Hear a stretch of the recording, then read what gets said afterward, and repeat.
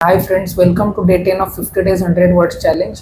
आजचा आपला दुसरा वर्ड आहे कॉन्डासेंडिंग. कॉन्डासेंडिंग म्हणजे उपकार केल्याची भावना असणे, थोडी अढी असणे किंवा मग दुसऱ्याला कमी लेखणे. For example, her condescending attitude turn friendly discussion into argument.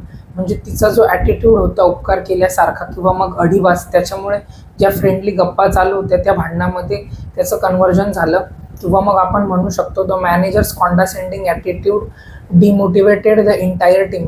म्हणजे जो मॅनेजरचा जो ॲटिट्यूड होता दुसऱ्याला कमी लेखण्याचा किंवा स्वतः सुपिरियर असण्याचा, त्याच्यामुळे पूर्ण जी टीम होती ती काम करण्यापासून ते डिमोटिवेट झाले. अशा अजून एक्झाम्पलसाठी पिन कमेंट चेक करा आणि माझ्या यूट्यूब चॅनलला नक्की सबस्क्राईब करा. थँक्यू.